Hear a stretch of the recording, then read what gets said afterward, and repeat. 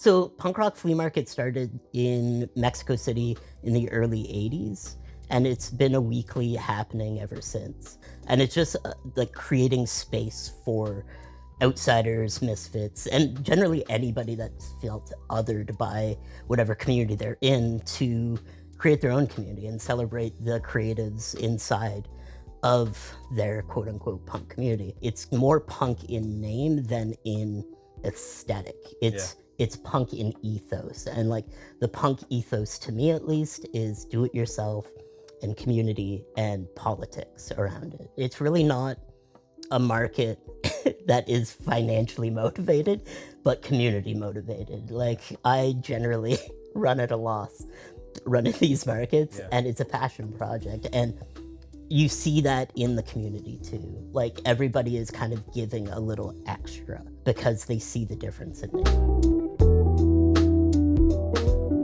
Yeah, I mean, when I think about my development as an artist, a lot of it came out of, a lot of my early art was to dealing with conformity and whatever, and feeling like I didn't fit in and stuff. So I think a lot of what drives being an artist is feeling like want to do your own thing.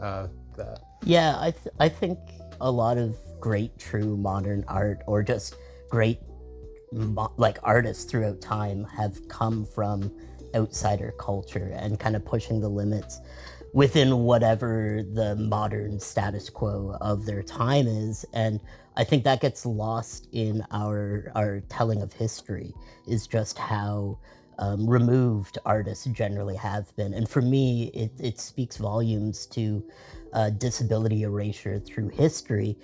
Some of history's greatest artists were people with disability, and it's rarely acknowledged. So that's been a big kind of inspiration for the work that I do, is trying to give space and encouragement to those artists that are generally kind of lost by the wayside.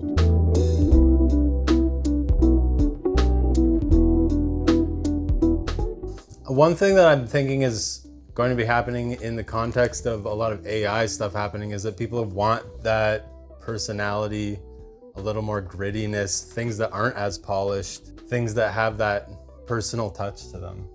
Yeah, I like that, like visceral rawness to art. And what I see happening a lot at the market is there's a big pushback to a lot of the politics of our time right now.